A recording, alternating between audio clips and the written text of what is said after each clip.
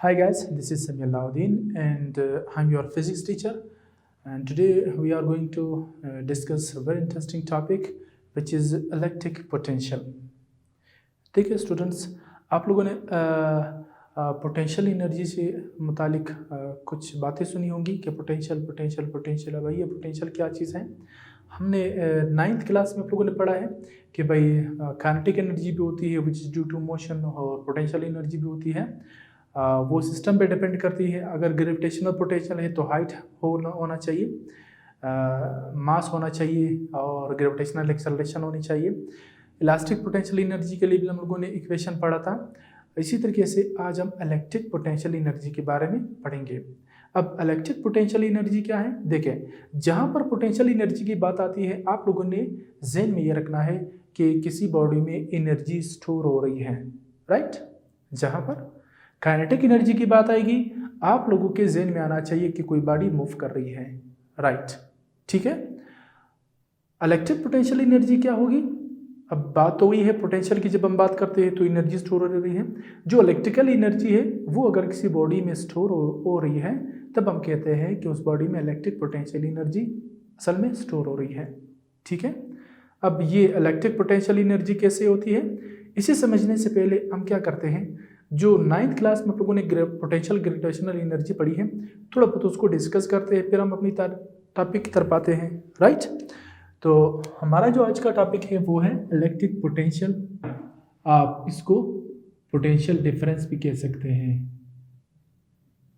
No matter, right, potential difference या electric potential, ठीक। चलो, मैंने कहा कि इसे समझने से पहले हम थोड़ा ग्रेविटेशनल पोटेंशियल पर चलते हैं। हम ग्रेविटेशनल पोटेंशियल पे बात करेंगे, what is gravitational potential energy, right.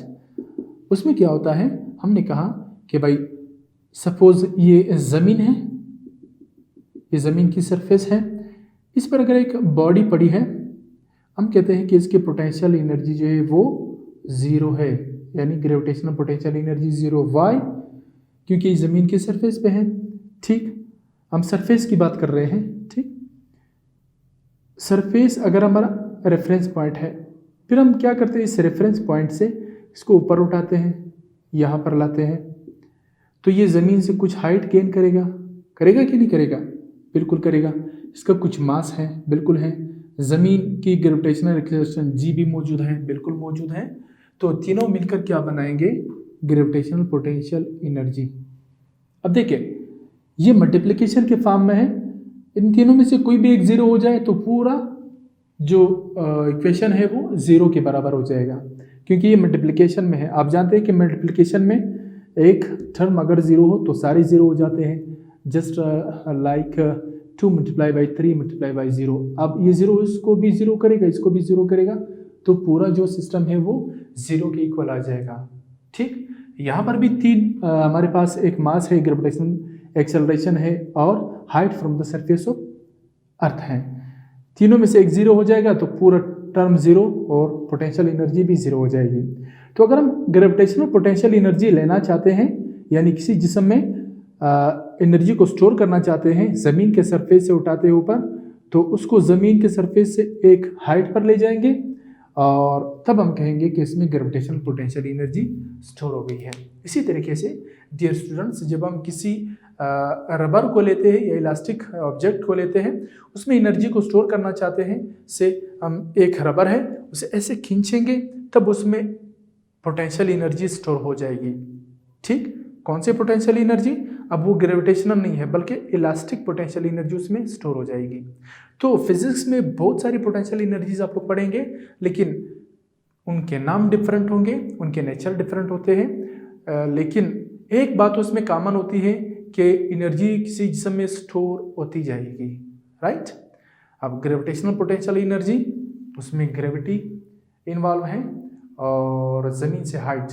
Elastic potential energy में उसमें भी डिस्प्लेसमेंट इन्वॉल्व होगा, ठीक है, और इलास्टिसिटी इन्वॉल्व होती है, ठीक है। इसी तरीके से आज हम इलेक्ट्रिक पोटेंशियल एनर्जी को डिस्कस करने वाले हैं, यानी चार्जेस की वजह से जो एनर्जी होती है वो अगर किसी दूसरे चार्ज में स्टोर हो जाए तो वो इलेक्ट्रिक पोटेंशियल एनर्जी कहलाती है, राइट। या इसे अगर हम सिस्टमेटिकली डिफाइन करना चाहें तो हम ये कह सकते हैं कि the work done per unit positive charge against the electric field is known as electric potential. ठीक, इसको अगर मैं लिखना चाहूँ तो आसान तरीके से लिख सकते हैं, this is definition. Electric potential, हम एक चार्ज को लेंगे, एक टेस्ट चार्ज होगा, दूसरा सोर्स चार्ज होगा, जो फील्ड बनाएगा टेस्ट चार्ज सोर्स चार्ज के फील्ड में इंटर करेंगे, सोर्स चार्ज उसको पुश करेगा, हम उस पर वर्क करके फील्ड के अंदर लाएंगे किसी दो पॉइंट के बीच में, right. This work will store in the form of electric potential in that test charge. ठीक है, इसे समझते हैं। इससे पहले कि जो पोटेंशियल डिफरेंस है वो एक स्केलर क्वांटिटी है, right, it is a scalar quantity and denoted by V, right. इसको V से डिनोट किया जाता है, राइट। और फार्मूलेट करेंगे तो V is equal to W/Q। It means work done per unit positive charge is known as electric potential, यानी work होगा इस चार्ज पर इलेक्ट्रिक फील्ड में और वो वर्क उस चार्ज में इलेक्ट्रिक पोटेंशियल एनर्जी की शक्ल में स्टोर हो जाएगी, राइट। इसे समझने के लिए एक डायग्राम ड्रा करते हैं। यहाँ पर सपोज ये एक पॉजिटिव चार्ज है, अब ये पॉजिटिव चार्ज फील्ड क्रिएट कर रहा है। ऐसे हम क्या करते हैं, एक दूसरा चार्ज जो टेस्ट चार्ज कहलाता है पॉजिटिव, वो यहाँ पर रखते हैं। से this is point A and this is point B। ठीक है, तो हम बाहर से यानी इलेक्ट्रिक फील्ड से बाहर, सपोज ये अगर हमारा इलेक्ट्रिक फील्ड है इस चार्ज का, तो ये फील्ड के अंदर है, हम किसी बाहर से, ठीक है, ज़्यादा डिस्टेंस है, यानी हम क्या करते हैं, बाहर से इस चार्ज को लाते हैं इस पॉइंट B पर, ठीक, से दिस इज पॉइंट C। फिर हम क्या करते हैं, इस B से चार्ज को A तक लाते हैं। तो B से A तक लाने के लिए हमें वर्क करना पड़ेगा इस चार्ज पर, ठीक है, यानी फोर्स लगानी पड़ेगी, वो यहाँ तक आएगा, राइट। इलेक्ट्रिक फील्ड की डायरेक्शन कैसी है, देखें इस डायरेक्शन में है कि नहीं है, ठीक। Electric field intensity vector quantity है, उसकी डायरेक्शन अगर पॉजिटिव चार्ज है तो आउटवर्ड होगी, this is electric field intensity, वो एक वेक्टर क्वांटिटी है, राइट। अब हम क्या करते हैं, इस चार्ज को उठाते हैं, यहाँ तक लाते हैं, फिर हम यहाँ तक भी ला सकते हैं, ठीक, से हम उसको यहाँ तक भी ले आते हैं, दिस इज पॉइंट D।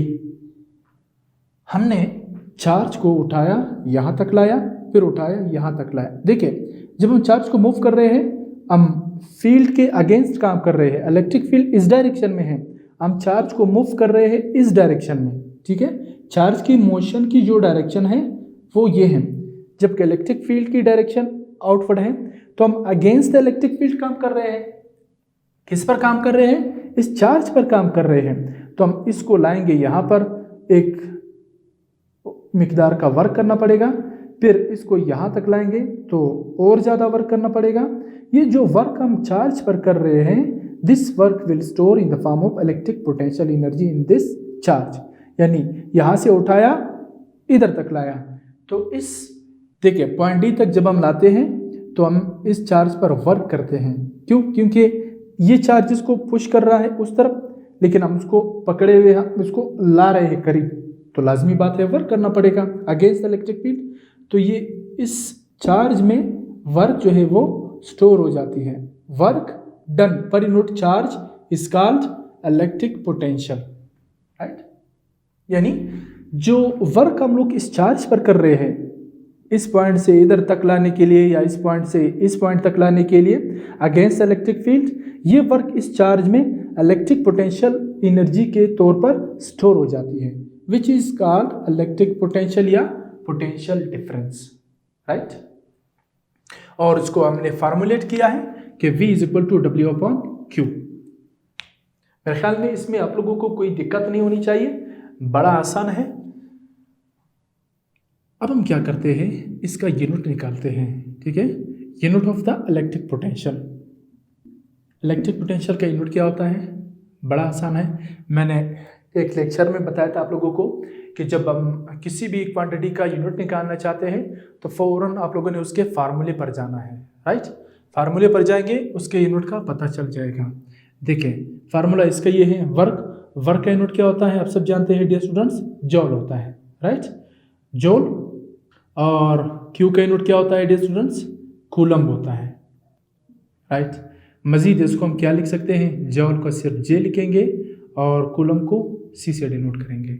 तो जॉल अपॉन कूलम्ब जो है वो वोल्ट के बराबर हो जाएगा। एक वर्ड हम लिखेंगे वोल्ट, तो जॉल अपॉन कूलम्ब को वोल्ट भी कह सकते हैं या सिर्फ जॉल अपॉन कूलम्ब कहो। तो ये इलेक्ट्रिक पोटेंशियल एनर्जी का यूनिट है। आपने सुना होगा कि एक बैटरी है, आम घरों में इस्तेमाल होती है, वो 12 वोल्ट की है। ठीक है, सेल है 5 वोल्ट की है। एक बैटरी है जो 18 वोल्ट की है, 50 वोल्ट की है।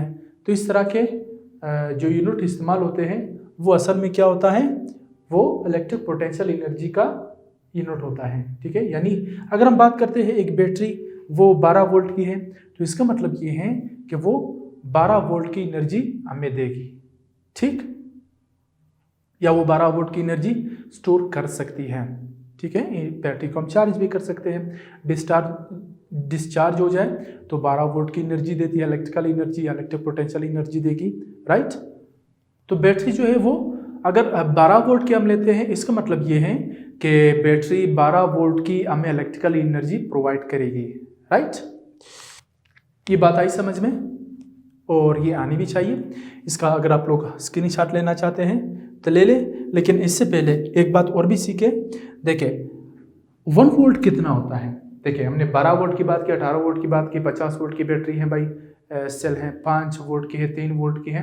लेकिन 1 वोल्ट कितना इलेक्ट्रिकल पोटेंशियल एनर्जी होती है वो भी हम यहाँ से डिफाइन कर सकते हैं। देखिए अगर मैं इसको यहाँ पे लिख दूँ, ये this is 1 volt, it is equal to 1 joule divided by 1 coulomb. देखिए यहाँ से लिया है। ठीक है, देखिए 1 वोल्ट कितना होता है, when 1 joule of work is done on 1 coulomb of charge then the electric potential will be 1 volt। यानी अगर इलेक्ट्रिक फील्ड के अगेंस्ट में हम किसी चार्ज पर इसको एक पॉइंट से दूसरे पॉइंट तक लाने के लिए अगर हम इस चार्ज पर 1 जूल ऑफ वर्क करते हैं, ठीक है, तो फिर वो चार्ज अगर 1 कूलम का हो, ठीक है, यानी दोबारा सुन ले कि 1 कूलम का चार्ज है, सपोज उसको इस पॉइंट बी से पॉइंट डी तक लाना है और इस पर पॉइंट बी से डी तक लाने के लिए हमने इस 1 कूलम चार्ज पर 1 जूल वर्क किया, तो इस चार्ज में जो इलेक्ट्रिक पोटेंशियल एनर्जी स्टोर होती है वो 1 वोल्ट के बराबर हो जाती है। तो मेरे ख्याल में इसमें दिक्कत नहीं होनी चाहिए, डिफाइन कर सकते हैं और इजीली लिख सकते हैं कि what is 1 volt. Very easy, when 1 joule of work is done on 1 coulomb of charge, then the electric potential will be 1 volt। अब इसका अगर आप लोग स्क्रीनशॉट लेना चाहते हैं तो आप ले सकते हैं। अब एक छोटा सा टॉपिक और भी डिस्कस कर लेते हैं, ठीक है, वो है कैपेसिटर और कैपेसिटेंस। कैपेसिटर क्या होता है इसे देखेंगे और कैपेसिटेंस क्या होती है उसे देखेंगे। तो मेरे ख्याल में उससे हम नेक्स्ट टॉपिक में देखते हैं। उसको पढ़ने से पहले हम यहाँ पर ही आ जाते हैं। देखें, ये अगर इलेक्ट्रिक पोटेंशियल आप लोगों को क्लियर है तो बहुत अच्छी बात है, लेकिन अगर आपके ज़हन में एक सवाल आ रहा हो, देखें कि भाई यहाँ पर इलेक्ट्रिक पोटेंशियल क्यों ज़्यादा है या यहाँ पर इलेक्ट्रिक पोटेंशियल क्यों कम है और इधर ज़्यादा काम क्यों करना पड़ता है। जब हम बाहर से बी तक लाते हैं किसी सिस्टम को तो कम वर्क करना पड़ता है, फिर ए तक लाने में ज़्यादा वर्क करना पड़ता है, डी तक लाने में ज़्यादा वर्क करना पड़ता है। ठीक है, तो समझ में आ जाए अच्छी बात है, ना आए इसे नेग्लेक्ट कर दें। ठीक है, just for the sake of understanding मैं एक छोटा सा आप लोगों को समझाने की कोशिश करूँगा। देखिए, ये एक पॉजिटिव चार्ज है। ठीक है, ये इस टॉपिक से हटकर एक छोटा सा हम लोग कंसेप्ट ले रहे हैं कि यहाँ से देखिए बहुत सारे लाइंस निकल रहे हैं ऐसे। इलेक्ट्रिक फील्ड तो लाइंस की शक्ल में होती है कि नहीं होती है? बिल्कुल होती है। देखिए, एक चार्ज है जो हम क्या करते हैं, इसको यहाँ तक लाते हैं। फर्ज कर लिए वो इतना है, यानी वो चार्ज जिस मैटर पर है, इलेक्ट्रॉन पर, उस पे 2 लाइन पड़ रहे हैं यहाँ पर, दिस इज पॉइंट ए, और यहाँ पर लाते हैं तो 3 लाइन पड़ रहे हैं, और यहाँ पर लाते हैं तो देखिए टी पर 4 लाइन पड़ रहे हैं। देखिए, जितने लाइन ज़्यादा पड़ेंगे उतना ज़्यादा वो अपोज करेगा। ये इलेक्ट्रिक फील्ड जो है वो उसको इस डायरेक्शन में अपोज करता है, इस चार्ज को, राइट। लेकिन हम इसको इस डायरेक्शन में मूव कर रहे हैं, फोर्स लगा रहे हैं, हम भी फोर्स लगा रहे हैं, ये भी फोर्स लगा रहा है, हमारा फोर्स ज़्यादा है तो इसलिए ये इस तरफ मूव करने लगता है। और जितना हम इस पर फोर्स लगाते हैं वो वर्क की शक्ल में इस चार्ज में स्टोर होता जाता है, राइट। यहाँ से यहाँ तक लाएंगे, एक किस्म का फोर्स लगाएंगे क्योंकि 3 लाइन पास होंगे, यहाँ से 4 लाइन पास हो रहे हैं तो और ज़्यादा यहाँ पर इसको रखने के लिए वर्क करना पड़ेगा हमें। अब हम इलेक्ट्रिक फोर्स लगा रहे हैं, ठीक है, ऐसा नहीं है कि हमने चार्ज को हाथ में उठाया और इस पर फोर्स लगाया, क्योंकि चार्ज हमें दिखता नहीं है, ना हम इलेक्ट्रॉन को हाथ में पकड़ सकते हैं, इलेक्ट्रॉन के ऊपर चार्ज होता है। तो हम ऐसे नहीं कर सकते कि मैकेनिकली हमने चार्ज को हाथ में रखा है, उस पर फोर्स लगा रहे हैं या उसको धकेल रहे हैं, बल्कि इलेक्ट्रिक फोर्स ही लगाएंगे हम लोग। ठीक है, तो इलेक्ट्रिक फोर्स लगा रहे हैं यहाँ पर ए से बी तक लाने में। जब हम बी से डी तक लाएंगे तो ये और ज़्यादा हो जाएगा। ठीक है, ये जो इलेक्ट्रिक फोर्स है हमें और ज़्यादा लगाना पड़ेगा और इसमें वर्क करना पड़ेगा इस चार्ज के ऊपर। हम ए से बी तक लाते हैं तो इसके बीच में एक किस्म का वर्क होता है, दिस इज वर्क 1। अगर हम बी से डी तक लाते हैं तो ये वर्क 2 कहलाएगा। अगर अब दोनों को कंपेयर करते हैं तो जो डी तक हम लाए हैं वो वर्क ज़्यादा है वर्क 1 से। ठीक है, यानी यहाँ से यहाँ तक हम लाए हैं तो वर्क कम करना पड़ा, जब डी से बी से डी तक लाए हैं तो वर्क ज़्यादा करना पड़ा है, राइट। तो ये इस तरह का कुछ कंसेप्ट है, इसे आप लोगों ने समझना है। ये इजी है, आसान है। इलेक्ट्रिक पोटेंशियल एनर्जी आप देख सकते हैं, इलास्टिक पोटेंशियल एनर्जी है, देख सकते हैं। ये जो इलेक्ट्रिक पोटेंशियल एनर्जी है इसे देखना ज़रा मुश्किल होता है, तो ये चीज़ें इंशाल्लाह आप इनके साथ इंशाल्लाह आदी हो जाओगे और ये बड़ा आसान रहेगा आप लोगों के लिए। थोड़ा सिर्फ कॉमन सेंस लगाने की ज़रूरत होती है कि जो ही हम चार्ज के करीब आते हैं लाइन ज़्यादा होता है, इलेक्ट्रिक इंटेंसिटी ज़्यादा होती है, फील्ड ज़्यादा अपोज करता है, ठीक है, चार्ज, और ज़्यादा अपोज करने से ज़्यादा फोर्स लगती है चार्ज पर, उसके अगेंस्ट ज़्यादा फोर्स लगाना पड़ता है हमें टेस्ट चार्ज पर, और ज़्यादा फोर्स लगाएंगे ज़्यादा वर्क करना पड़ेगा। वो वर्क जो है इस चार्ज में इलेक्ट्रिक पोटेंशियल एनर्जी की शक्ल में स्टोर होगी। अब देखिए, अगर बी से डी तक वर्क ज़्यादा करना पड़ा है, ज़्यादा है, तो यहाँ पर इलेक्ट्रिकल पोटेंशियल एनर्जी भी ज़्यादा है, इलेक्ट्रिक पोटेंशियल एनर्जी जो है वो ज़्यादा है। यानी ए से बी तक आने में अगर हम ए से बी पर छोड़ देते हैं तो चार्ज में इलेक्ट्रिक पोटेंशियल एनर्जी जो है वो कम स्टोर हुई है, बनिस्बत अगर हम बी से डी तक लाते हैं तो उसमें पोटेंशियल एनर्जी ज़्यादा स्टोर होगी। ठीक है, फिर यही चार्जेस मूव करते हैं बैटरी में और हमें इलेक्ट्रिकल एनर्जी करंट की शक्ल में प्रोवाइड करती है। तो मुझे उम्मीद है ये टॉपिक थोड़ा बहुत आप लोगों को क्लियर हो चुका होगा। ठीक है, मिलते हैं आपके नेक्स्ट टॉपिक में। टिल देन, अल्लाह हाफिज़।